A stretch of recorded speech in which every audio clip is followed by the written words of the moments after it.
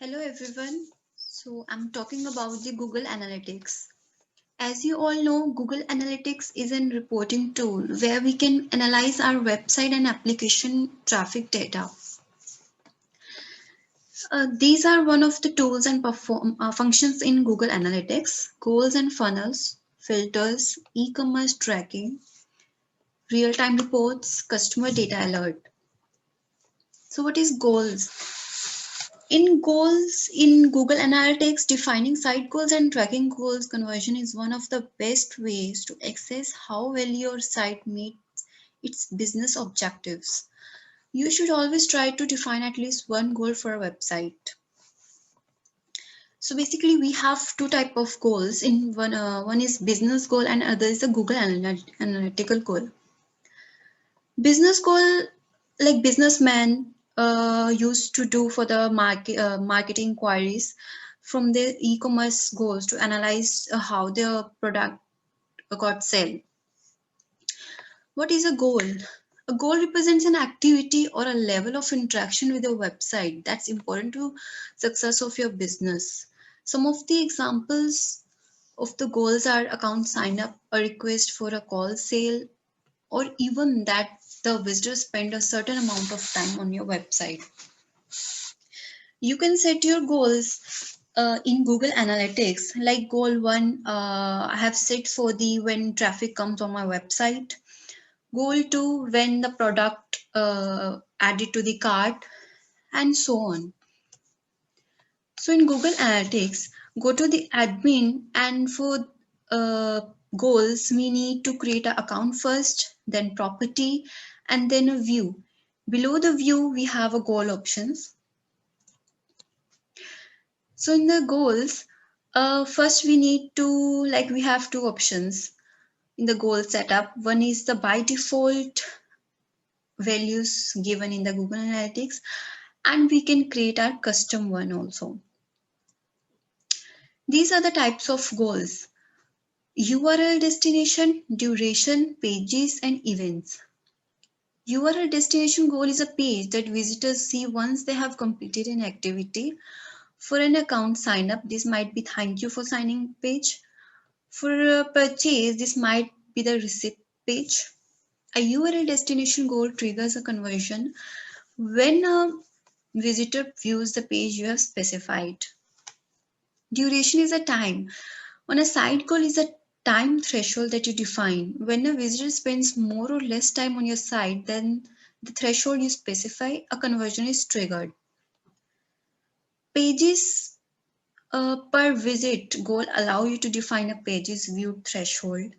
When a visitor views more pages or a fewer pages than the threshold you have set, a conversion is triggered. Similarly, an event. These are helpful for tracking site visitor interactions on your website that Google Analytics does not normally record. So in the Google description, we need to set the name of the goal, the unique ID if we have more than one goals, and the types. As I already told you, the destination goals. When a visitor arrives on a specific page while on your website, this goal type is perfect for tracking how many people land on your thank you page. You need to set your page where you want to see the data. Another is a pages visit goals. Is another easy goal to set up in Google Analytics rather than track how much time site visitors spend on your website. You can set the value over here. Event goals is this is for tracking site visitor interactions on your website that Google Analytics doesn't normally record by default.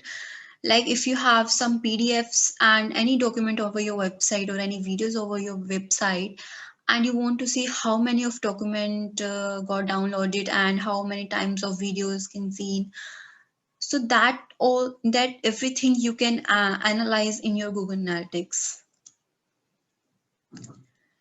What are the funnels? So For each URL destination goals that you define, you can also define a funnel. A funnel is a set of steps or pages that you expect visitors to visit on their way to complete the conversion. A sales checkout process is a good example of a funnel, and the pages where the visitors enter credit card information is an example of one of the funnel steps. Basically, funnel is to see the droppage of the users and how we can manage the productivity of the product. That time we can use funnel. Why is funnel defined? Defining a funnel is valuable because it allows you to see where visitors enter and exit the conversion process. This is the flowchart, like entering the funnel, defining the goal, and then leaving the funnel. Over the right side, you can see the option for the funnel. Next is the funnel entrance page. The boxes along the left side of the funnel show the pages from which visitors entered the funnel. It shows a number of times that the funnel pages was a landing page. In the example, 11514 visitor came to the view product category page from the home page. Funnel exit page. The boxes on the right show where visitors went when they abandoned the funnel. For each steps, you can see the pages that visitors went to. Exit means that the person not only abandoned the funnel but also left your site. In the example, 1423 funnel exists from the view product category page and then went to the software.asp page. So this is a progressing through funnel. Privacy.asp have 265 visitors. By adding all, 466 users are there. Somewhere 3412 added the product in the shopping cart. 994 proceeded for the login and 413 proceeded to place the order. Next are the filters. Basically, filters allows you to control which data is included or excluded in your report. And unlike segments and table filters, view filters permanently modify the data that's available in our reporting view. So how we can create a filters? Just go to the admin page. You can select the filters under the create view, or you can check the filters under the create account. Types of filters. You can create filters using predefined templates, or you can create custom. When you create a predefined filters, you can choose to exclude or include traffic based on ISP domain, IP addresses, subdirectories, and the host name. So here you can see in the filters, we need to add the filter name and the filter type. Predefined, the Google Analytics have predefined option where you can exclude and include the data. You can select the source and the destination, and you can select the expression.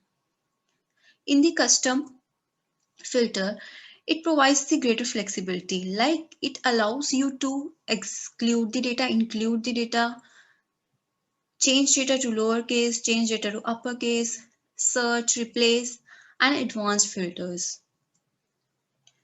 What is e-commerce tracking? It's just basically a product info where you can check the product name, product ID, product range, all the tracking of your data from your site, from your website. That's e-commerce tracking. Basically, these are two types of methods, standard and enhanced. In the standard, you can see product and transaction information, average order value, e-commerce conversion rate, time to purchase, and others data. And in the enhanced e-commerce, you can see when customers have added items to their shopping cart, when they have started the checkout process, and when they have completed a purchase. First, make sure your website is using analytics.js. Analytics.js is the most recent JavaScript library for Google Analytics. compatible with all the features of the Universal Analytics platform. So first, from your Google Analytics, you need to enable the e-commerce. Moving forward, you have two main options: create a new property or migrate an existing property. So integrate the enhanced e-commerce plugin by adding the ec.js tag to your site's Google Analytics pixel. This involves adding a unique snippet of code to track and collect data on each steps of the buyer's journey that you want to measure. So here you can track the ID. In the admin section, there is a under the property, you can see the tracking info. In the tracking info, you can see the tracking code. By clicking the tracking code, you can see the tracking ID. And the code is, you can see the code under the website tracking. You just need to copy and paste from your website. This is the overview of e-commerce. Under the conversions, here you can see the overview, like how much users are on your website, and the revenue and the e-commerce rate, the transactions, average order values by date, by time, everything you can see in the overview page. Next is the real-time reports. Real-time data gives you access to that data instantly. That means it's basically a live data.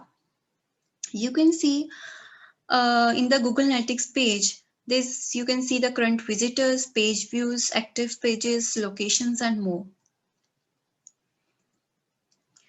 Here you can see under the real time tab, there's overview. In the overview, you can see how many people are right now active on your website. 20 from 22, how many from desktop, and how many from mobile.